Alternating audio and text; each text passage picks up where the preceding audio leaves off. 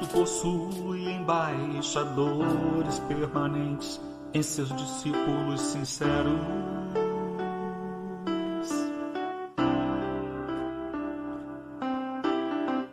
colaboradores leais de Jesus. De sorte que somos embaixadores da parte do Cristo. Paulo, segunda Epístola aos Coríntios, capítulo 5, versículo 20.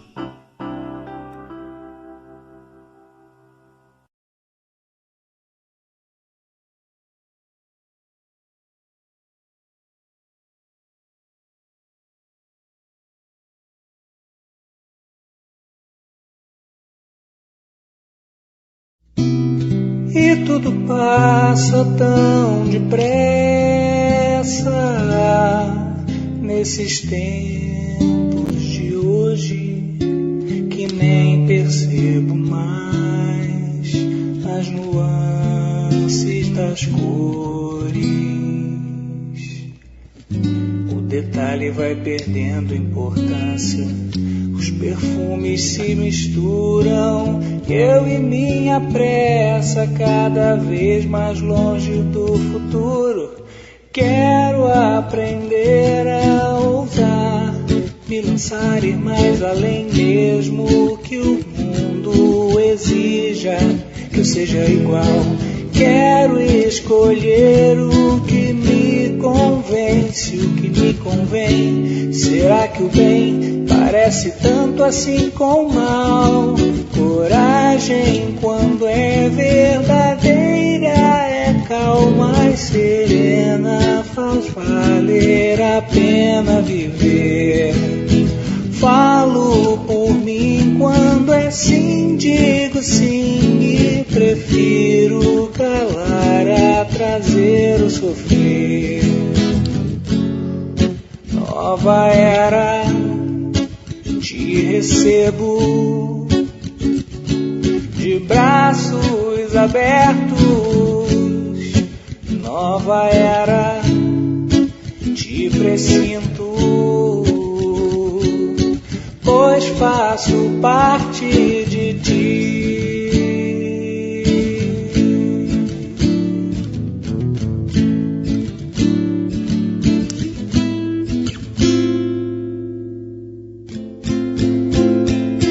Quero aprender a ousar, me lançar, ir mais além mesmo que o mundo exija que eu seja igual.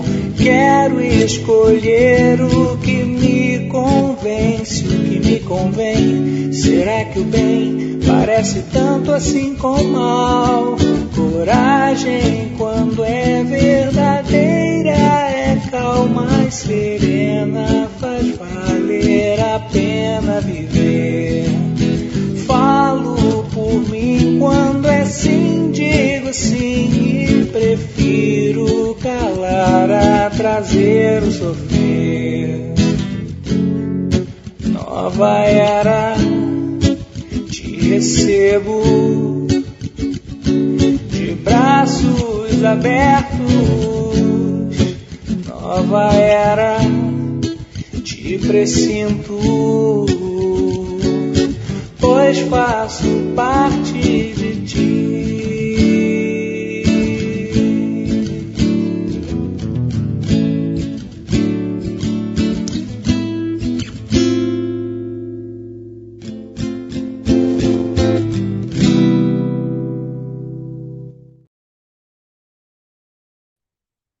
Boa noite a todos os internautas que estão nos assistindo e que futuramente irão nos assistir para mais uma live de Espiritismo para Todos. Eu me chamo Janaína, pertenço ao 17º CEU e vou estar conduzindo a live neste momento. Iremos, então, pedir à nossa querida Miriam, que é do 38º, do 36º, para poder fazer a nossa página de ambientação.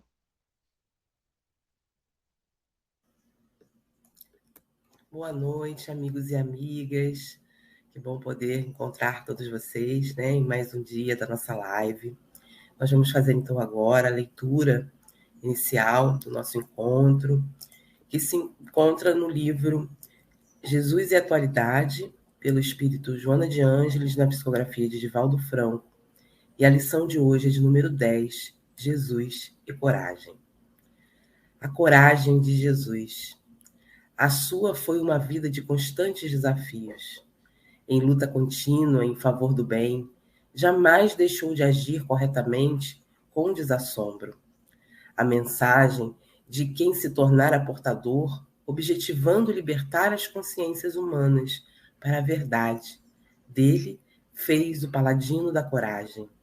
Nunca anuiu um crime disfarçado de legalidade, com a arrogância mascarada de humildade, com a injustiça apoiada pelos poderosos, com a hipocrisia travestida de honestidade, com a discriminação de qualquer natureza, sob justificativas sociais, econômicas, raciais ou religiosas.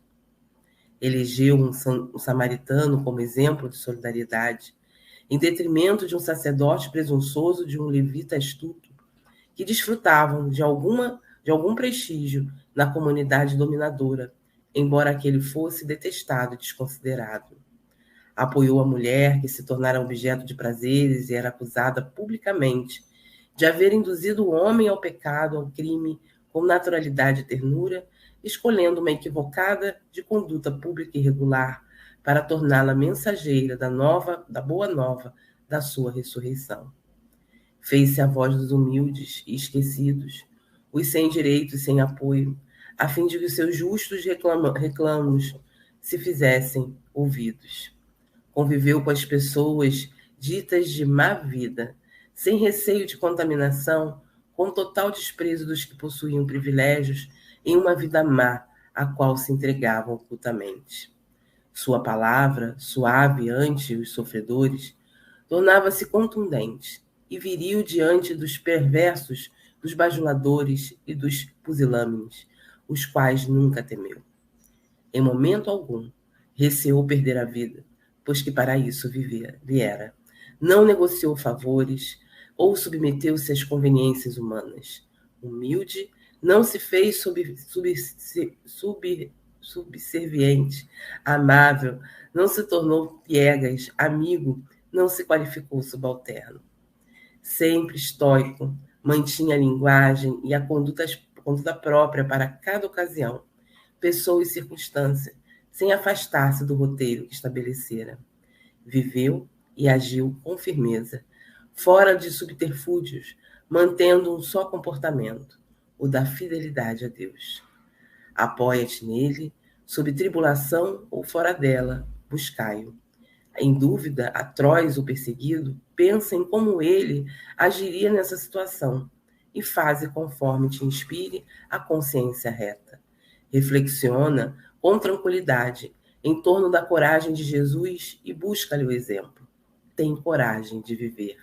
Não te escondas, nem te escamoteis a sua situação sob desculpas e mentiras. Autoanalisa-te, banhado pela claridade dos ensinamentos dele, e rompe os grilhões que te julgam ao medo, à insegurança, à instabilidade, ao sofrimento moral e físico. A coragem nasce nos valores morais do homem que elege conduta correta para uma vida feliz. Coragem é conquista que difere muito da temeridade. Toma como exemplo para a tua vida a coragem de Jesus e segue tranquilo.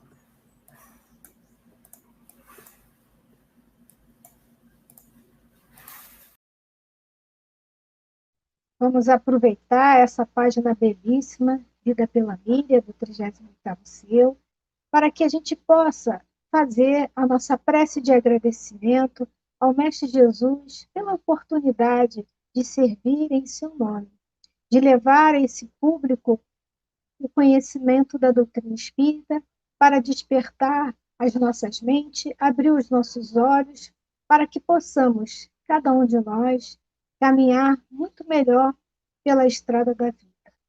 Mestre querido, muito obrigado. Envolva a todos nós, principalmente o nosso expositor da noite.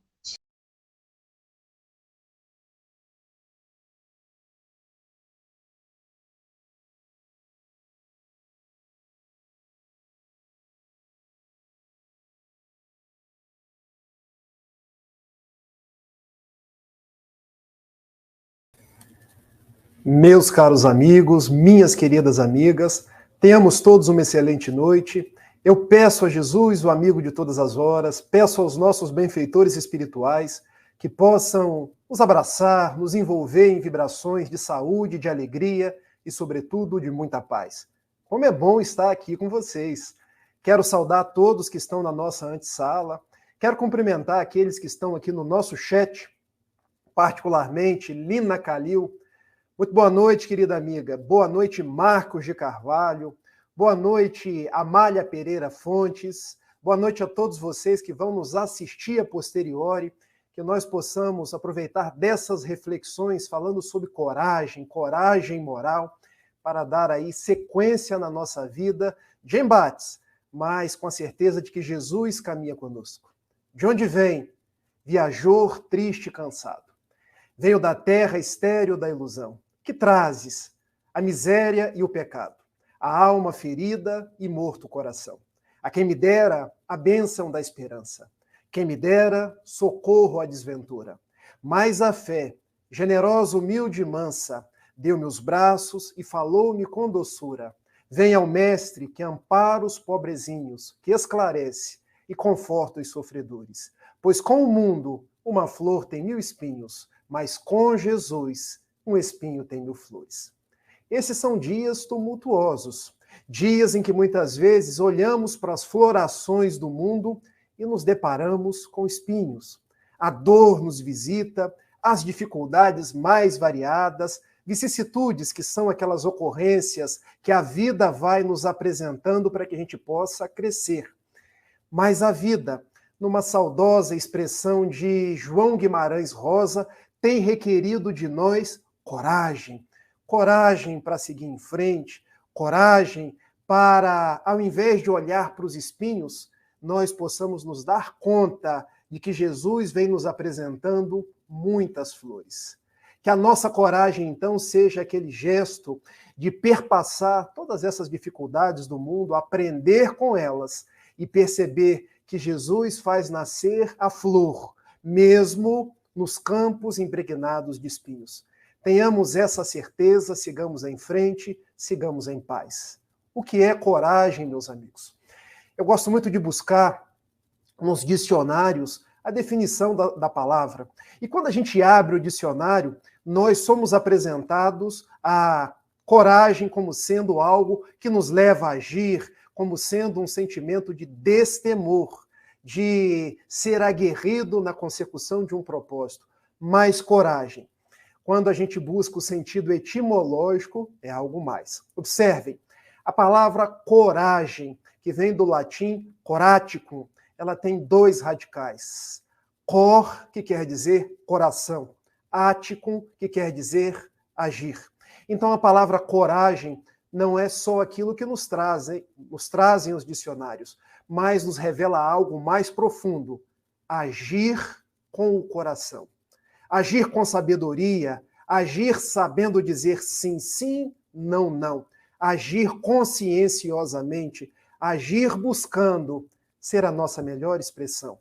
Estar no mundo sem ser do mundo, procurar estar consoante os ensinamentos de Jesus. Porque muitas vezes as pessoas querem ser corajosos apenas no sentido de ser assodados, precipitados, fazer todas as coisas que muitos não têm coragem de fazer e elas se apresentam para fazer. Mas a coragem quer dizer agir com o coração, colocar quem nós somos, os valores que nós temos, para que o nosso agir seja um agir conforme o Evangelho, conforme aquilo que Jesus traz para nós todos os dias. E para que a gente possa meditar nessa coragem, que é agir com o coração, eu quero narrar 2 histórias que foram trazidas por Dona Amélia Rodrigues. Nesse livro fantástico, Primícias do Reino, psicografia de Divaldo Pereira Franco. Amélia Rodrigues e Humberto de Campos, eles têm o condão de fazer algo que eu reputo assim fantástico, porque são verdadeiros repórteres do plano espiritual. Pegam aquilo que os evangelistas já contaram e acrescem coisas que ficaram esquecidas à época ou não foram contadas com os devidos detalhes. E daí, Amélia Rodrigues nos relembra algumas passagens, e duas delas eu vou contar. A primeira, o mancebo rico, que consta de Mateus, capítulo 19, versículos 16 a 30. E quando a gente abre as páginas de Mateus, fazendo os acréscimos de Dona Amélia Rodrigues, nós nos damos conta que um mancebo, melhor dizendo, um jovem, um dia foi ter com Jesus e lhe disse: bom mestre. Ao que Jesus lhe respondeu: bom apenas o meu Pai que está no céu. Mestre, sim, eu sou o vosso mestre. E o jovem lhe perguntou: o que é que eu faço para ganhar a vida eterna? E Jesus, que já se utilizava da maiêutica, devolvia perguntas com outras perguntas, lhe disse: o que é que está escrito na lei? E o jovem respondeu: não matarás, não furtarás, não pecarás contra a castidade, não levantarás falso testemunho. E o jovem disse mais: tudo isso eu já faço. Ao que Jesus lhe falou algo profundo, direto ao coração. Bom, se tudo isso você já faz, eu te digo mais. Vai, vende tudo o que tem, reparte com os pobres e volta, e terás um tesouro no reino dos céus. Sempre que eu conto essa passagem, eu gosto de fazer uma contextualização. Porque a mensagem de Jesus para o mancebo, para o jovem, não foi que ele se tornasse um ermitão, alguém que dispensasse todos os seus bens. Nem é uma mensagem para nós nos dias de hoje, que a gente abra mão de tudo e vá viver como um eremita no deserto. A mensagem de Jesus, quando nós retiramos o espírito da letra, é: dê valor àquilo que é essencial. Dê valor àquilo que é mais importante. Comece a sopesar as coisas da sua existência e perceba, você é um espírito. E espíritos não são desse mundo. Busque o reino dos céus e toda a sua glória e toda a sua magnitude, que o resto ser-vos-á acrescentado. O jovem talvez não tenha entendido, mas ele redarguiu a Jesus: não posso. Mas por que não podes?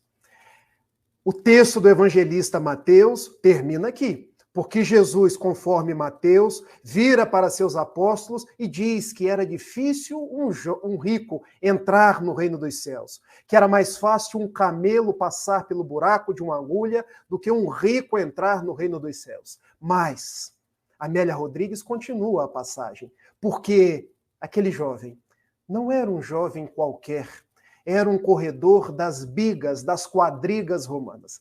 E para que vocês possam se dar conta do que isso representa, eu pergunto: já viram o filme Ben-Hur? Aquele príncipe que competia nas bigas, quadrigas romanas, aquelas espécies de carroças com cavalos fogosos à frente, onde homens muito fortes competiam entre si, e aquele que ganhava era laureado. Aquele jovem competia em nome dos hebreus, dos judeus. E havia, no próximo final de semana, na cidade de Cesareia, uma corrida. E ele pensou: não posso seguir-te, mestre, porque eu tenho uma corrida. Era um pensamento. Eu hei de competir em Cesareia, eu treinei bastante, eu tenho os melhores cavalos e eu preciso dessa glória. Mas era a glória do mundo. Era uma glória efêmera, porque eu preciso dizer a César, o imperador, que a nossa raça, olha o orgulho da raça judia, que a nossa raça não é uma raça qualquer. Eu tenho orgulho de ser judeu. Chegou o dia da grande corrida, naquela que era uma arena romana, em plena Cesareia Marítima, no reino de Israel. É dada a largada, partem os cavalos. Conta a Dona Amélia Rodrigues que após algumas voltas, o cavalo do mancebo rico, ele tropeça numa pedra. Aquela que era a sua biga vai ao chão, com ele junto. Ao que os cavalos de trás começam a passar por cima da carroça e dele próprio. Quando já ensanguentado, prestes a desencarnar, ele lembra-se do encontro com Jesus. Mestre, o que eu preciso fazer para ganhar a vida eterna? E Jesus lhe pergunta o que é que está escrito. Tudo isso eu já faço. Vai e vende tudo o que tens.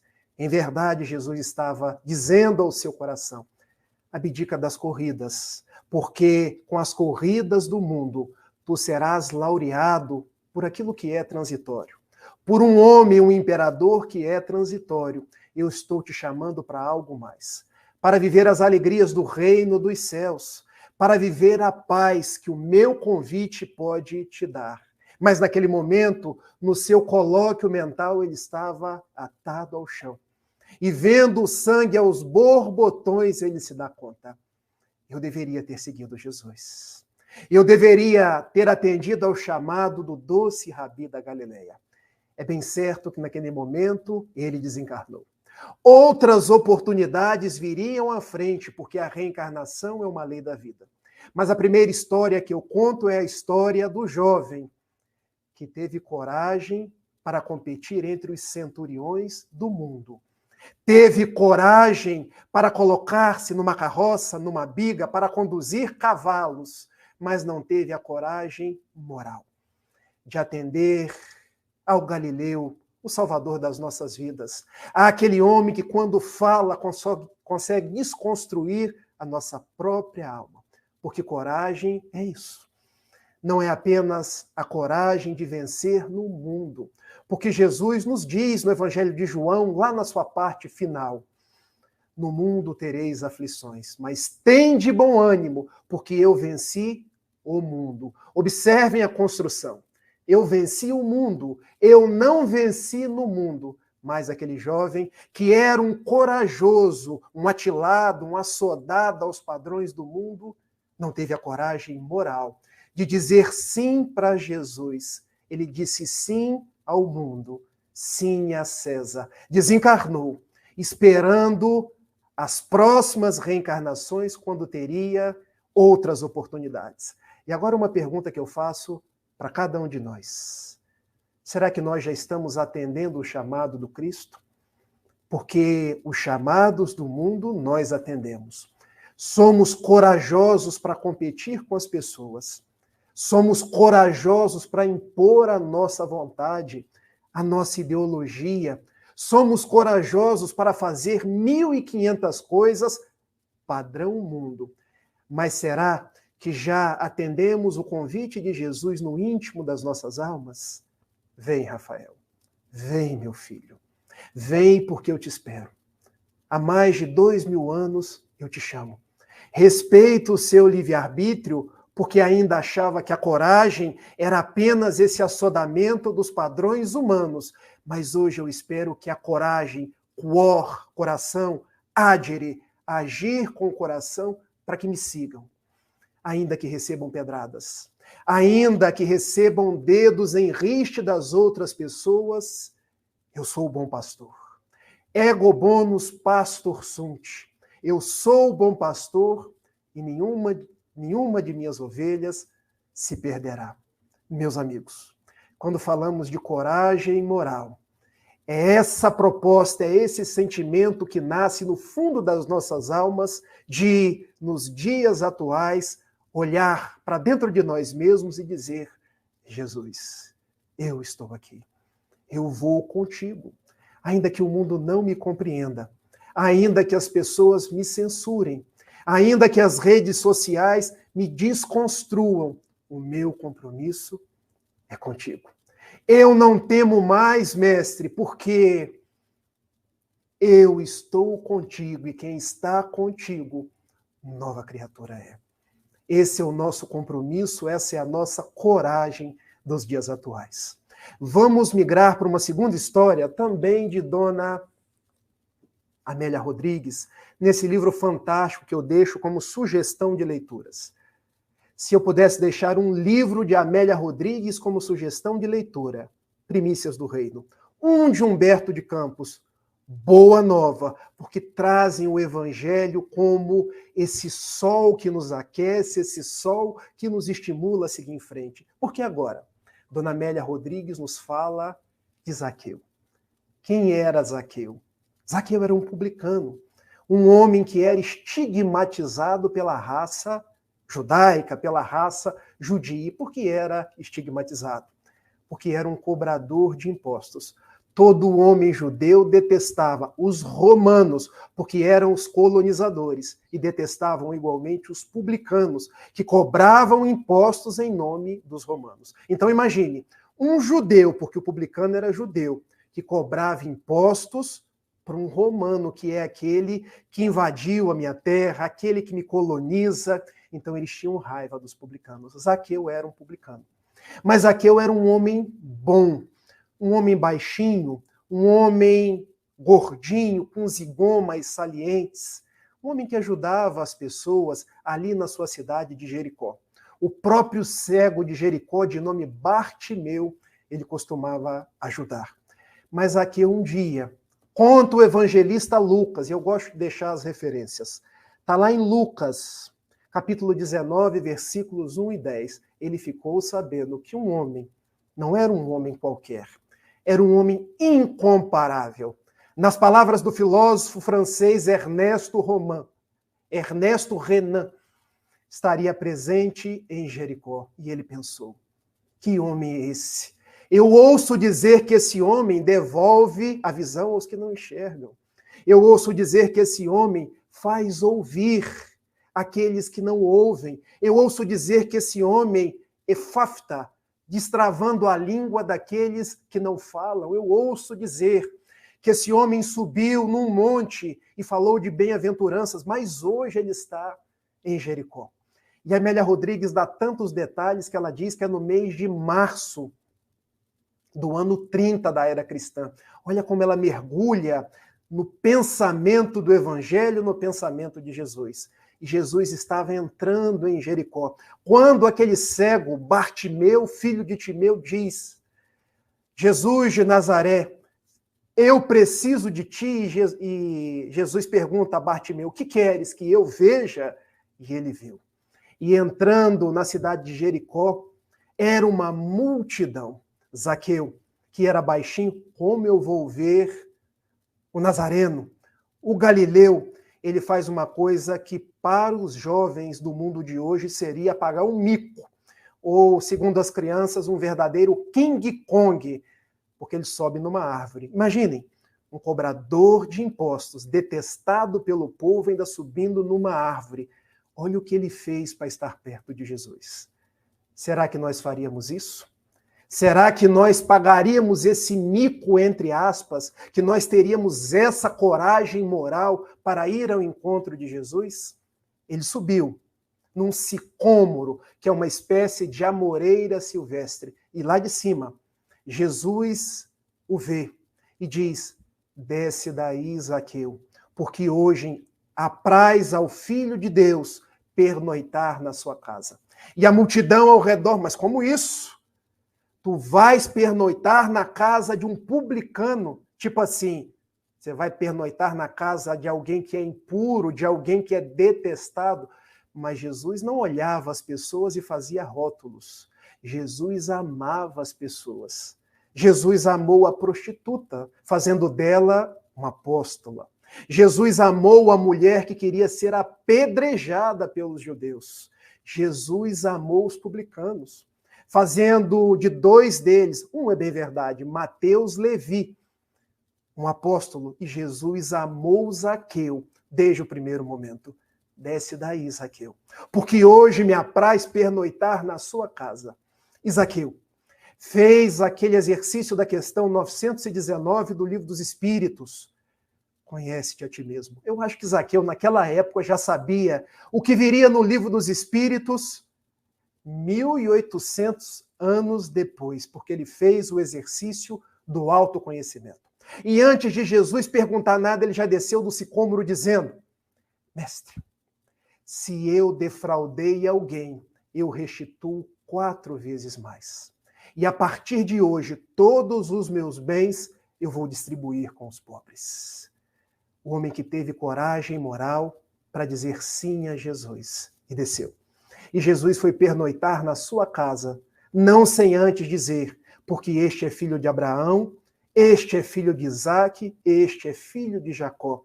E a salvação entrou na sua casa na noite de hoje.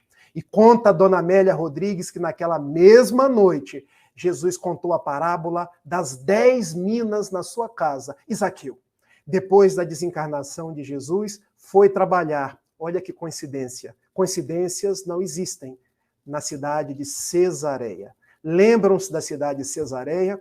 Onde desencarnou o mancebo rico, Zaqueu tornou-se um cristão e terminou os seus dias trabalhando. E por que eu contei essas duas histórias? Porque nós temos dentro de nós, e agora eu estou falando sob um prisma psicológico, o mancebo rico, e nós temos Zaqueu. Observem como agiu o mancebo rico. Era corajoso para o mundo, não era corajoso para o alto, para Jesus. E Zaqueu, o contrário.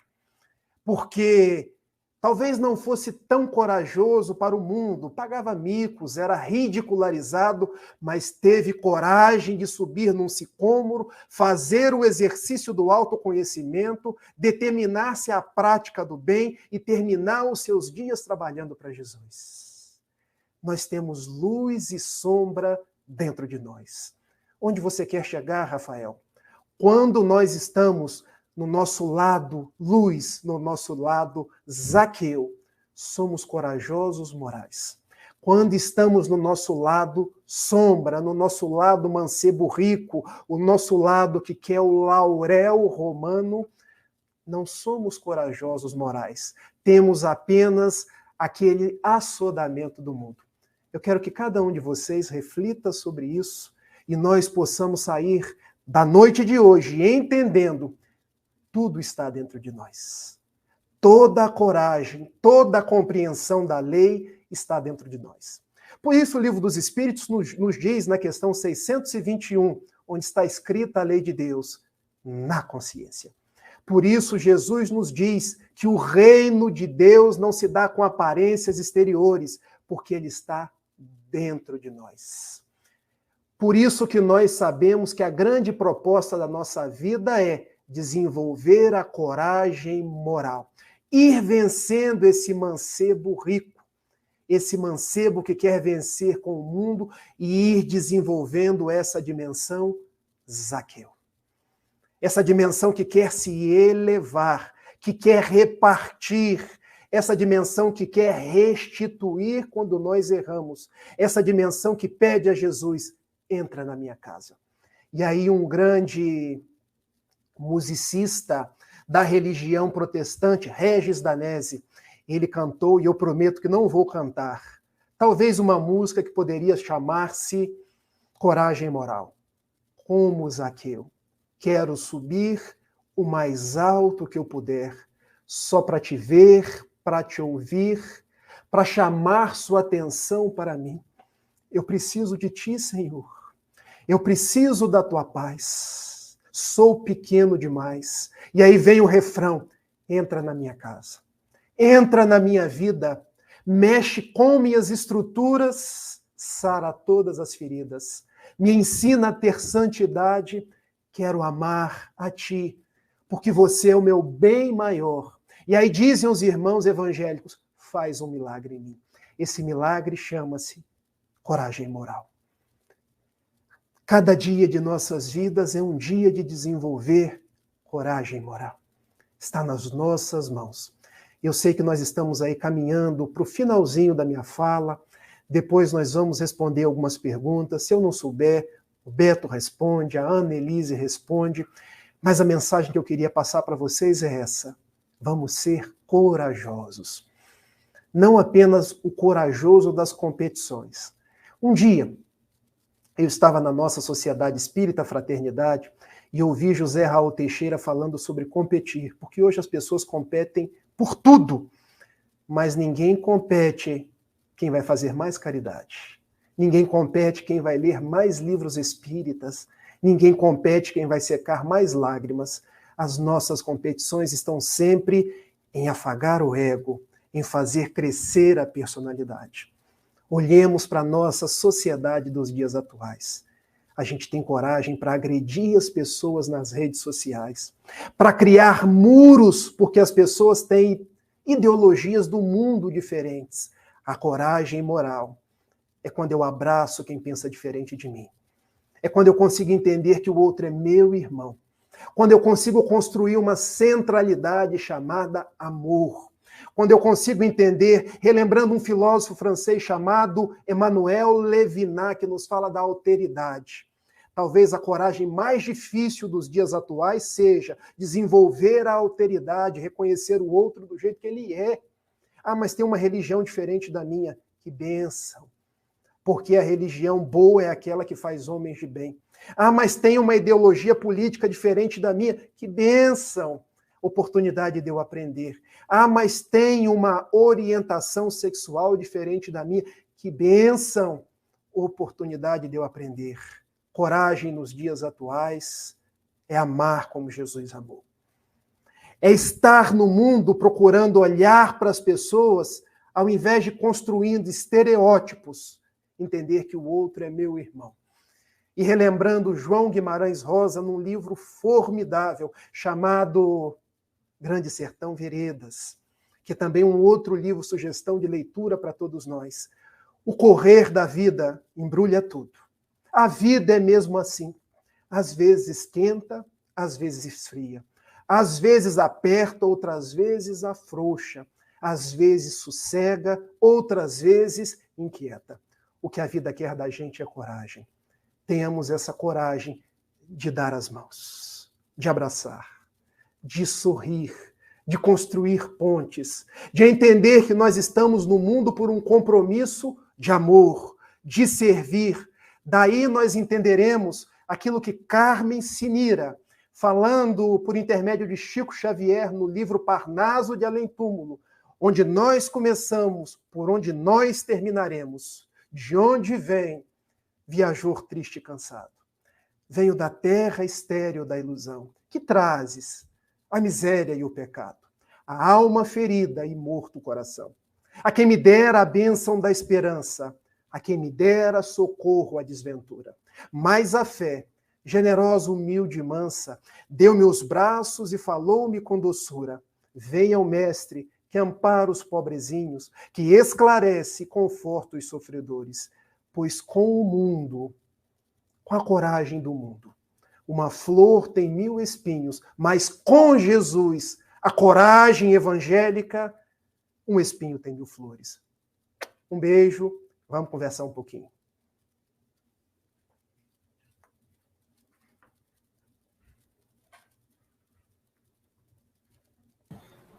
Então a gente agradece o Rafael e a Annelise está com a Janaína separando as nossas perguntas.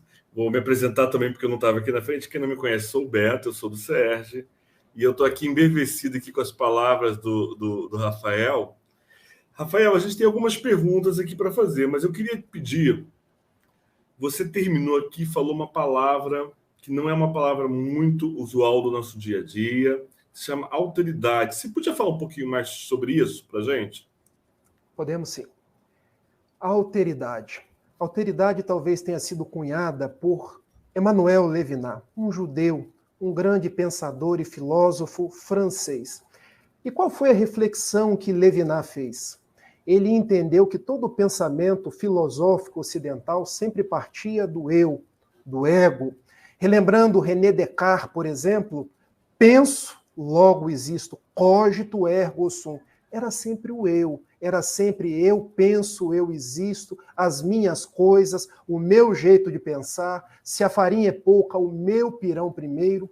E Levinas, que eu acho que estava muito imbuído do espírito cristão, do espírito que Jesus veio trazer para nós, o espírito da fraternidade, ele se propôs a tirar o foco do eu e colocar no outro. Então, alteridade, alter quer dizer outro, idade quer dizer aquele que se filia ao outro. Então, a alteridade é uma palavra muito próxima da empatia.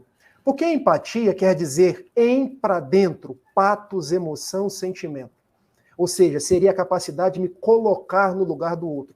Mas ninguém se coloca no lugar de ninguém, Beto. Porque se eu estivesse no seu lugar, eu faria exatamente as coisas que você fez.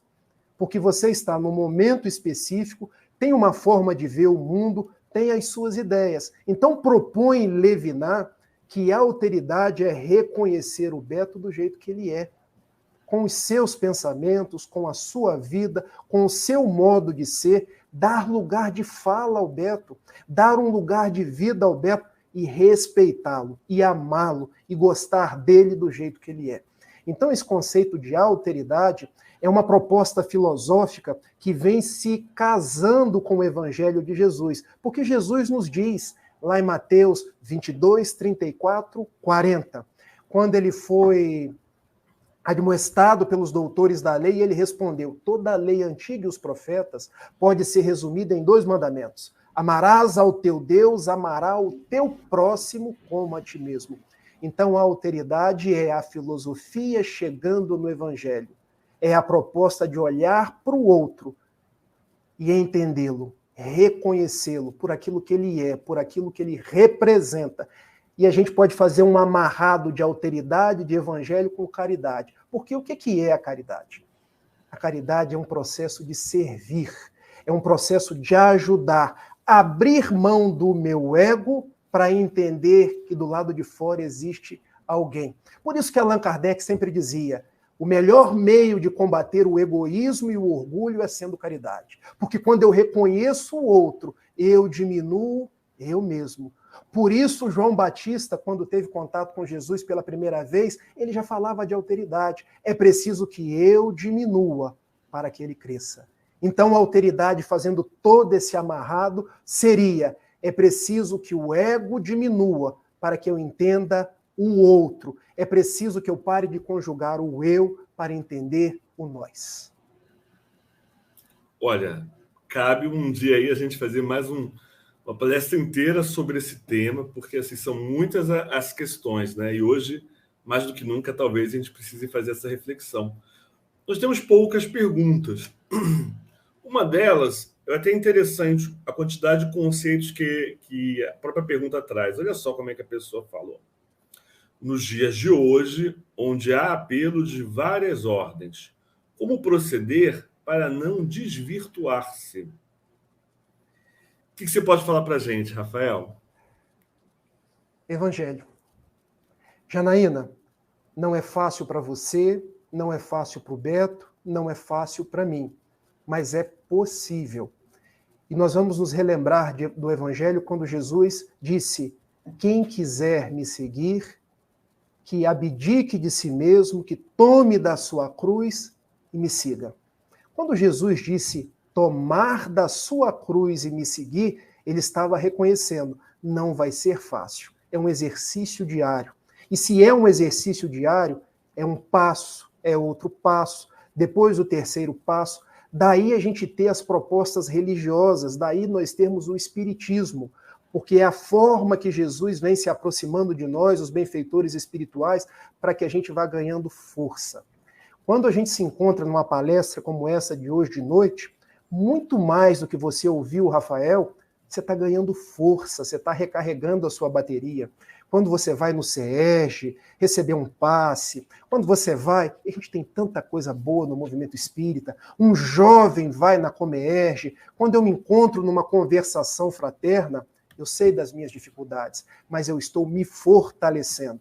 Ou seja, tenho as minhas dificuldades, não vou fingir que elas não existem, porque seria contraproducente sob o prisma da psicologia, mas eu posso ir me fortificando a cada dia, a cada passo, valendo-me inclusive do culto do Evangelho no lar, das leituras edificantes, de substituir aqueles hábitos.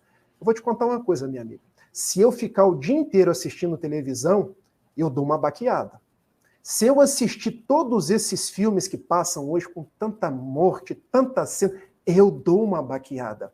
Se eu frequentar determinados lugares, e eu aqui não estou fazendo julgamento de nenhum deles, eu parto do pressuposto que a gente não julga ninguém, a gente ama as outras pessoas, eu também dou uma baqueada. Então eu vou trazendo para a minha vida, trazendo para o meu redor, experiências que vão elevar o meu espírito. Porque tem uma fala de Emmanuel, lá na lição 101 do livro Pão Nosso. Ante os meus anseios de luz, eu trago milênios de trevas. Ou seja, se eu trago milênios de trevas, se eu estiver em lugares conversando determinados assuntos, vendo determinadas coisas que vão avultar as minhas trevas, vai ficar mais difícil, você não acha? Agora, se eu procurar lugares, conversações, livros, ambientes que vão resgatar a minha luz, vai ficar mais fácil. Então a gente vai segurando um na mão do outro, vai transformando a nossa vida em algo que seja mais edificante, porque Jesus do alto vai nos ajudando a todos. De certa forma, a próxima pergunta, você até já trouxe um pouquinho desse conteúdo, mas então a gente vai aprofundar ainda mais, né? A gente recebeu essa seguinte pergunta: como suportar as misérias e as provações? Então a gente está vendo aí que alguém deve estar passando por alguma necessidade, deve estar passando por alguma situação, deve estar precisando de um pouco de estímulo, de incentivo, de consolo, está aqui nos procurando aqui, Rafael.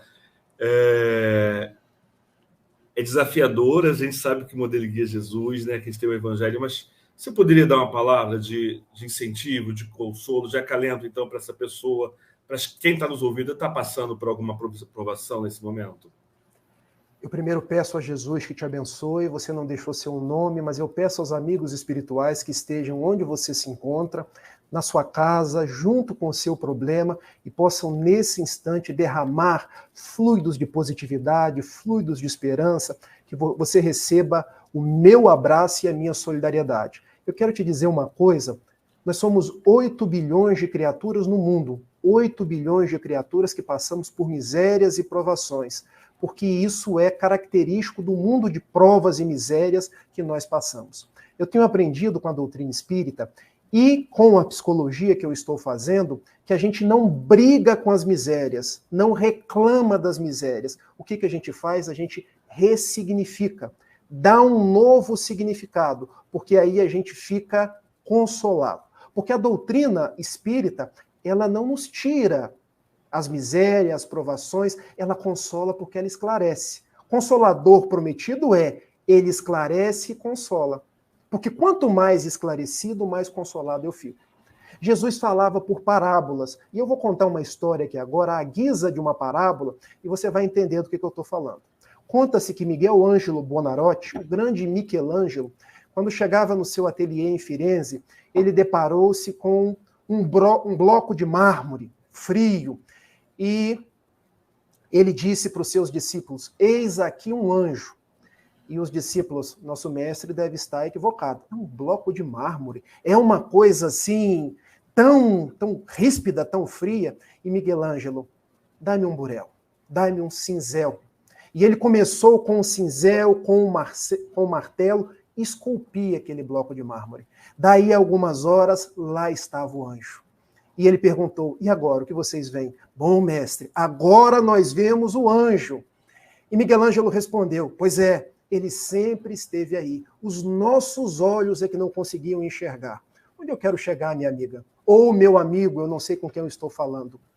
Que os nossos olhos sejam olhos de ver, como dizia Jesus. Sejam ouvidos de ouvir, como propunha Jesus. Porque misérias e provações é a vida agindo com o martelo, com o cinzel, para tirar aquilo que nos pesa, para libertar o anjo que existe dentro de nós. A dor é uma escola. Se eu ficar brigando com a dor, se eu ficar praguejando a dor, além da dor eu vou ter que lidar com aquele clima negativo, com aquela coisa que a reclamação me ocasiona. Então, o que eu faço? É aquilo que o Evangelho, segundo o Espiritismo, lá no capítulo 5º, me fala do bem sofrer. Eu entendo que eu estou numa escola. E em toda escola passa por provas. Para quê? Para seguir em frente, para libertar o anjo que eu sou, para alcançar a paz que eu tanto mereço, que eu tanto careço. E entendo porque que Jesus disse: bem-aventurados os aflitos, porque serão consolados. Passe a ressignificar o seu problema. Ao invés de dor, veja a escola. E aos poucos você será mais feliz. Olha, nosso tempo aqui está caminhando, mas a gente ainda tem algumas perguntas. Ainda nesse pensamento de coragem, alguém botou assim: ó, por que motivo sentimos medo ou vergonha de expressar o que nos vai na alma? O que você entende por essa pergunta, Rafael? Vamos lá. O medo é uma emoção básica, assim como todas as outras. As pessoas acham que ter medo é uma coisa negativa, mas não é. Por exemplo, se o mar está bravio e eu tenho medo, bom, eu não vou entrar e não vou me afogar. Se eu estou numa floresta e tenho medo de algum bicho ali dentro que possa me abocanhar, que possa me fazer mal, o medo, ele vai me impedir de ser morto. O problema é que o medo, muitas vezes, ele sai de uma emoção básica e torna-se algo patológico, porque eu começo a ter medo de tudo, medo de coisas inexistentes, medo de coisas que podem sequer acontecer. Por que motivo sentimos medo ou vergonha de expressar o que há na nossa alma? Eu diria que a gente tem que fazer o exercício do autoconhecimento e primeiro entender todas as coisas que estão dentro de nós. Eu diria que muitas vezes a gente sente medo e vergonha e não quer expressar muito mais pelo julgamento que as pessoas vão fazer, muito mais por aquilo que eu acho que as pessoas vão dizer. Então, o que eu digo? Vamos conhecer a nós mesmos. Vamos aprender a trabalhar com as nossas emoções. Porque nenhuma emoção por si só é negativa. Eu preciso deixar de ficar tão refém do mundo aí fora, do que os outros vão dizer, do que os outros vão me apontar o dedo em riste. Eu preciso fazer esse exercício. Lembram-se que eu falei de que amar ao próximo como a si mesmo?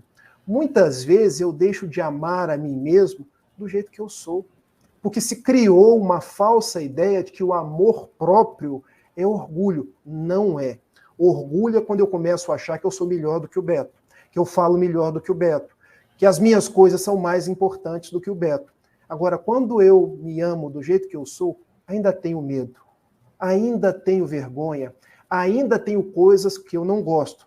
Mas, gente, se nós pensássemos há 10 anos atrás, há 10 encarnações atrás, hoje eu estou melhor que naquela época. Então vamos nos aceitar, vamos nos amar, porque Jesus nos ama com medo e com vergonha. Já pararam para pensar nisso? E se for o caso, procurem a conversa fraterna na casa espírita. Se estiver incomodando muito, procure um atendimento psicológico. Há excelentes psicólogos. Há psicólogos da linha cognitiva comportamental que trabalham pensamentos, porque o problema do pensamento é que muitas vezes eu estou vendo coisas que não são reais. Outras vezes eu tenho emoções que eu estou chamando de medo, mas não é medo. Então são inúmeras variantes que eu preciso trabalhar no sentido de tornar a minha vida mais leve, mais palatável, mais aí equilibrada para ser vivida com paz. Olha, Rafael, eu estou com vontade de convidar você da próxima vez para dar um seminário aqui para a gente sobre auto-amor com Jesus, porque assim, os links que você fez aí não são links que a gente normalmente escuta, não é muito comum, né, com os caminhos. Por isso é muito bom a gente ouvir diversos palestrantes, por isso que é importante a gente trazer várias pessoas, porque às vezes a gente vai falar os mesmos temas, mas cada um tem um enfoque, tem uma experiência, tem um estudo, uma visão, e a gente cresce muito. Para a gente já terminar, uma última pergunta, e eu acho que assim, você já pode emendar nas suas considerações finais sobre o tema, que é uma pergunta assim, bastante abrangente. O nome da pessoa que fez a pergunta é Lina. Então, Lina, a gente vai trazer aqui a sua pergunta, que diz o seguinte: de que maneira o Espiritismo nos ajudaria a ter coragem moral no mundo? Olha, parece que a pergunta que está aparecendo aqui escrita não é essa. Então, eu vou ler a pergunta que está escrita aqui na tela. Rafael, você concorda que a decisão de tornar-nos pais demanda condições especiais, inclusive coragem, para o bom desempenho dessa responsabilidade? E aí eu vou pontuar e dizer o que o Espiritismo pode nos dizer sobre isso, Rafael.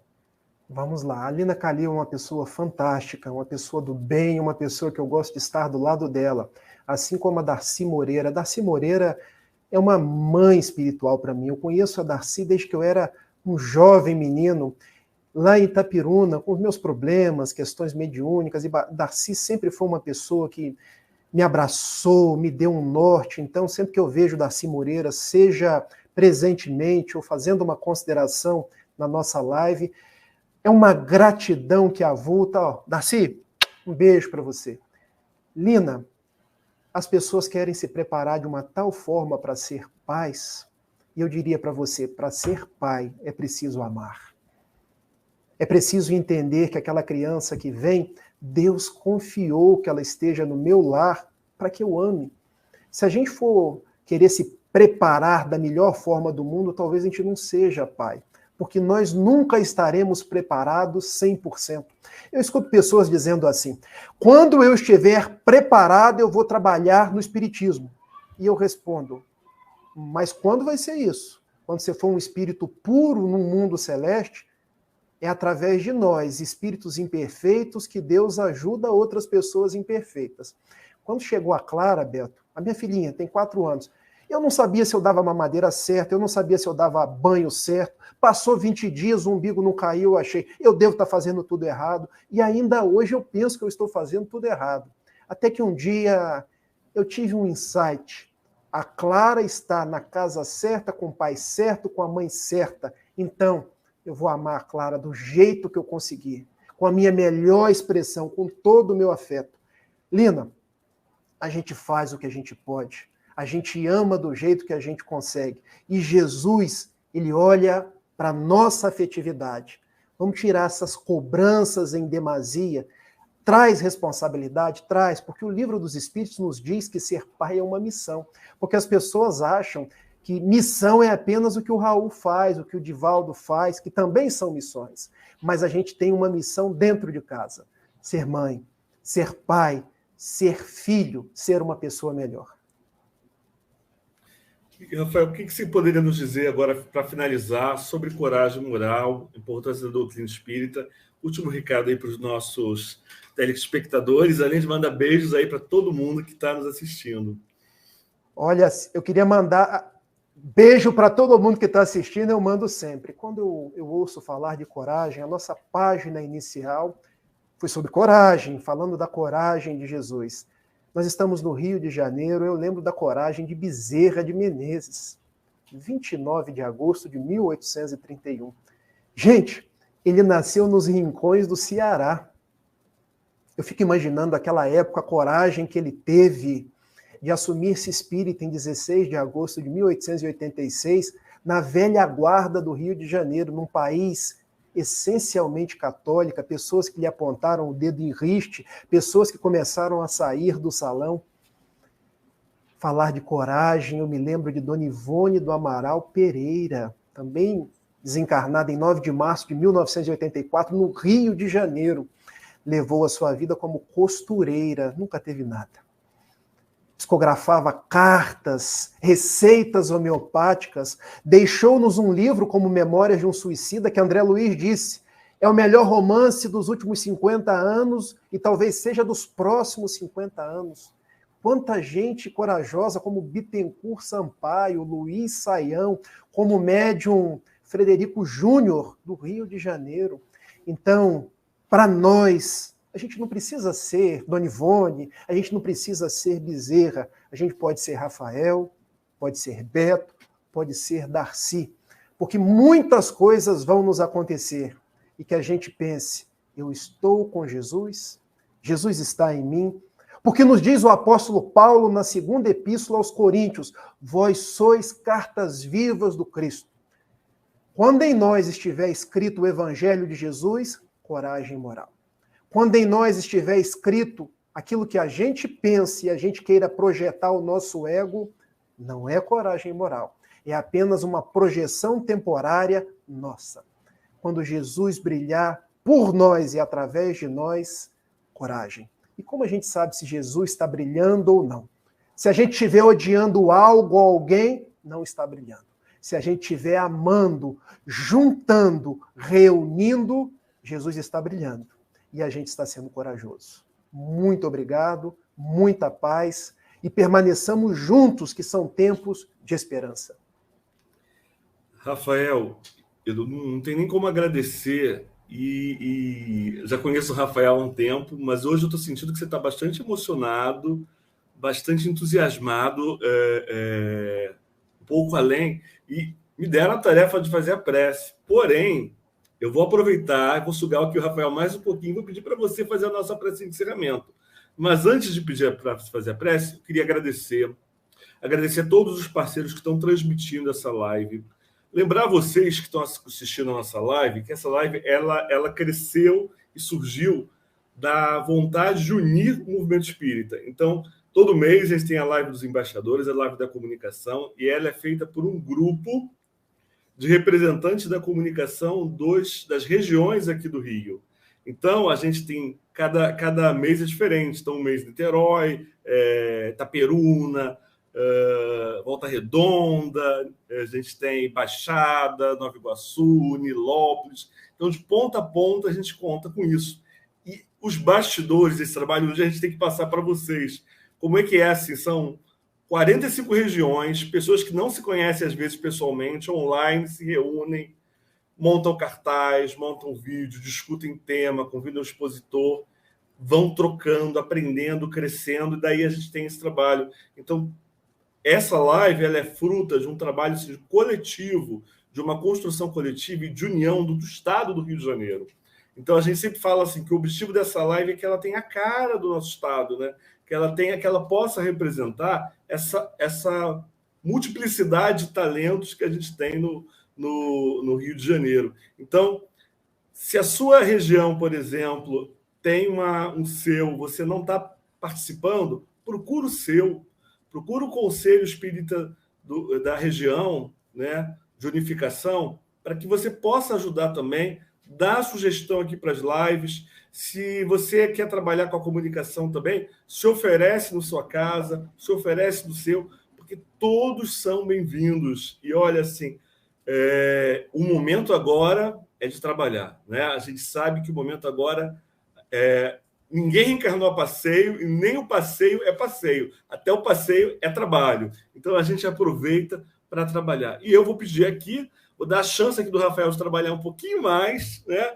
E vou pedir para ele fazer a nossa prece. Mas, Rafael, muito agradecido que eu estou, agradecido a Deus assim, de poder ter tido essa oportunidade de estar aqui com você. Tá bom? Muito obrigado. Eu que agradeço, Beto. Agradeço a você, agradeço ao CERJ pela oportunidade, agradeço a Cris, que me fez o convite, agradeço aos amigos lá do 24º seu, agradeço ao Celso, agradeço ao Robson e peço a Jesus que nos dê força para seguir em frente. Vamos à nossa prece. Mestre amado Jesus, divina estrela que povoa o céu das nossas existências, nós te amamos. E uma vez mais te dizemos, fortalece a nossa coragem, porque os nossos corações te buscam a favor da paz, da concórdia, a favor de unir os espíritas, os cristãos, o povo do estado do Rio de Janeiro, sob a insígnia de Ismael, Deus, Cristo e caridade. Esteja com cada um de nós. Fortalece a nossa marcha na busca do bem. Não nos deixe sossobrar mais uma vez, pois somos frágeis. Às vezes o mar tempestuoso da existência nos faz balançar, mas em ti encontramos coragem. Tu és o nosso bastião, o nosso cajado. Nós pedimos, nos despeça na tua paz na noite de hoje. Abençoe todos quantos estiveram conosco. Abençoe o CERJ, seus trabalhadores. Abençoe esse propósito de uma vez por mês, unir os seus do estado do Rio de Janeiro.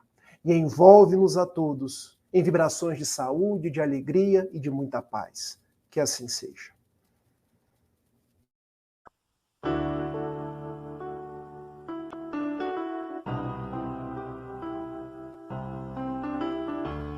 Cristo possui embaixadores permanentes em seus discípulos sinceros,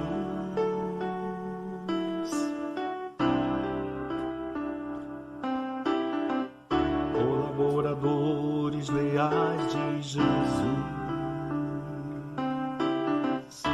de sorte que somos embaixadores da parte do Cristo. Paulo, segunda Epístola aos Coríntios, capítulo 5, versículo 20.